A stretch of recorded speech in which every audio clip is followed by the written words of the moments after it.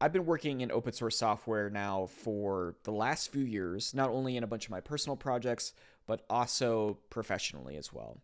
And one of the things that has remained a real challenge for me is notifications. Notifications have just been really, really hard for me to manage, mostly because there's just an endless stream of them that keep coming in.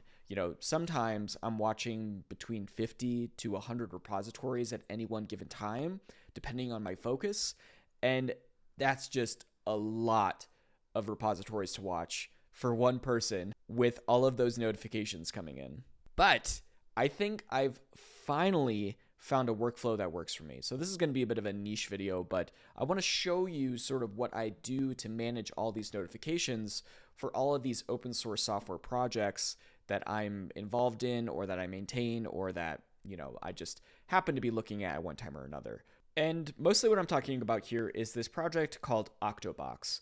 And Octobox has been around for quite a long time. Some of its first commits were over 7 years ago now. But Octobox is essentially a Ruby application backed by a Postgres database to untangle your GitHub notifications. And there is a paid service for this. Go pay for it if you want to, or if you have a team that wants to use this. But what I want to talk about here is my local workflow for running Octobox locally to manage my GitHub notifications.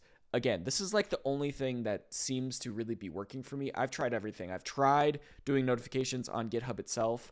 Like, you can see the monstrosity that, this ends up being. Not a huge fan. I've also attempted a weird workflow in the past where I've used email as sort of a notification storage unit thing, and that was gross and that didn't work. That was recommended to me. Some people have said that that's the only way they can manage their Kubernetes org notifications. But for me, it seems that Octobox is the one. So there's a few things that I think are really powerful about Octobox. We'll dive into those, what they are, and some of my workflows. But let's look at the local install and what it's like to actually get it on your machine and start running it so you can manage your notifications on your MacBook or your local PC or whatever. And thankfully, it's actually really, really easy, and I think actually lends itself to a very good local workflow. So first, what you need to do is actually clone the repository. Here's the repository clone from GitHub. That's easy. And now we just want to run docker compose up, okay? So there's a few things you need in there. If you're running good old fashioned Docker desktop, that should just work. There should just be docker compose and docker stuff on there already for you. The other prerequisite around all of this is that you're going to need to set up a new OAuth application. And what the new OAuth application is going to give you is essentially the access to all the things that you have on your GitHub. It's going to use OAuth, GitHub's OAuth, to actually authenticate you to grab all the notifications and stuff. I will add a link to this page, but essentially what you're going to do is give it some application name. You're going to do homepage URL, localhost 3000. That's very important. That's like the loop back for the OAuth to actually get back to your local browser. And then the callback is also very important there with that auth GitHub callback endpoint. So set all that up in a new OAuth application, save those secrets, and then what you're going to do is go into a .env file. So inside of the Octobox directory, we can do vim.env, and what this is going to look like, let me go back to the page here real quick, is we're going to need both client ID and the client secret from your OAuth application. So we just slap that in here. Client ID is going to be ABC123 or something. Client secret, and obviously I'm not going to show you mine because that would be stupid. X, Y, Z, 987 or something. These are going to be the real secrets that I'll put in here for the demo, but you need this .m file to be able to start running the application with authentication to actually get all your notifications. So we're going to run docker compose up. And what this does is you're just going to see just a butt ton of stuff going through. It's booting up right now. The database is coming up. Redis is coming up, which is the message queue for all the notifications coming in. And then the actual Ruby app itself with the front end and all that stuff. Okay, a bunch of that stuff just went through.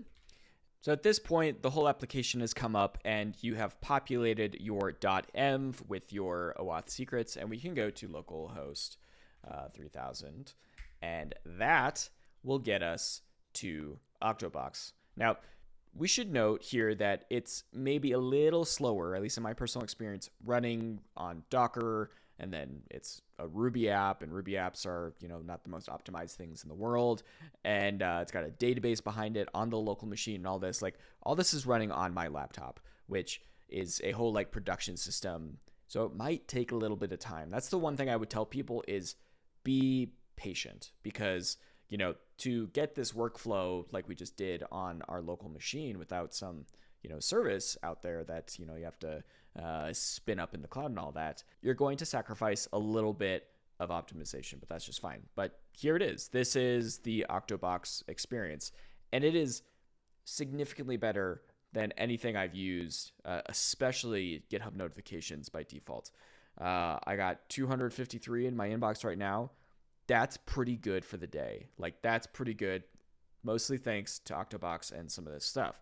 So let's run down some of the things that really superpower my workflow with notifications from GitHub, and why I think you might so as well. The first thing you'll notice on the left here is a bunch of this stuff that, these end up just being the filters on things. So let's say that, I don't know, let's go down to the AI repository in OpenSauce, and let's say that I want to see the ones that are pull requests.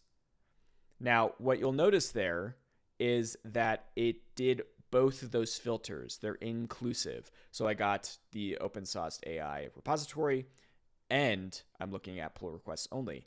And there's just a few. So I know that these are the only notifications I have for pull requests in that individual repository.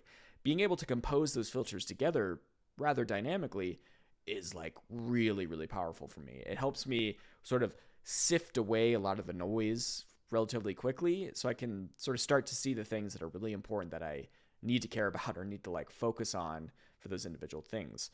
Because my biggest problem really is that there's a lot of things I need to watch, but sometimes those things that I'm just watching kind of distract away from the things that are really really in the moment. And there's a bunch of these here, and you can even define your own, sort of search queries over here as well. One of my favorites is archivable. So let's get rid of that, and you'll see it kind of working in the background there as well. That might be a little annoying. So let's just make this a little bit bigger so we don't watch all that garbage go by all the time. But one of my favorites here is archivable. Archivable just tells me hey, these are the ones that, the noise has come and gone. I can essentially pretty much just boop and then select all 24. Yes, I would like to select all 24, and I'm going to archive selected, and they're just gone. Those are ones that I really probably don't need to care about because they're closed issues, or they're pull requests that have merged. And it's kind of after the fact at that point. But say there was something that I really needed to keep an eye on. Thankfully, there is an archive inside of the, whole system here. It's a local database of all my notifications, essentially. So everything I've archived is here. So if I archived something by accident, which happens more frequently than you would guess, it's in the archive here, and I can come back and snag it, which is really, really nice. Another one that's really nice here is the bots. So I can just select bots, and it'll just tell me which ones are bots here. I got Dependabot, I got GitHub Actions. That's a very nice filter as well. All right, probably one of my favorite features here is starred notifications. Starred notifications. What a concept, GitHub. This is great. Having the ability to basically start a notification, noted as basically for me being really important, and then be able to come back to it later. GitHub sort of has this feature where I think they have something that's save for later or some what is it even? Yeah, they have this bookmark feature here, so I can bookmark this thing, and then I guess I can go into saved. But things in the saved category in GitHub I've found have frequently, time and time again, vanished. Which is really annoying. But having just a singular place where all starred things, whether they're read or not, which is very nice. There's both read and unread notifications in here. That is really, really great. That is really, really nice. The last thing that I'll mention that sort of gets into the realm of magic with this, application here and the way that search works on it is using some of these features, which, I just clicked the question mark there and it gave me the cheat sheet here. I can do all different kinds of things here, and you can compose those together to create really powerful search terms. So let's say that I wanted to find where one of my coworkers was mentioned. So I could just come in here, we're in the inbox true, and I could do mention Foxy Blocks, and there's one that I did just earlier, mention Foxy Blocks. And here's all the things in my notifications inbox that have mentioned that user on GitHub, which is like so nice. Now I can finally see like, oh, like where are this person or that person getting called out on different things, because I know that they're responsible for this thing or that thing on the project, et cetera, et cetera. You can do all different kinds of stuff. Like if I just want author, my GitHub notification, my GitHub name, author JPMCB, there's all the notifications that I am the author of that are relevant for me. A few of them are starred. I can do then even, I believe, like label bug, and that should then filter it down even more to give me, there's just one issue with label bug on it, with that label exactly, right? So this is like just so powerful, and all of it is just running behind the scenes here via Docker Compose, one simple Docker Compose up command.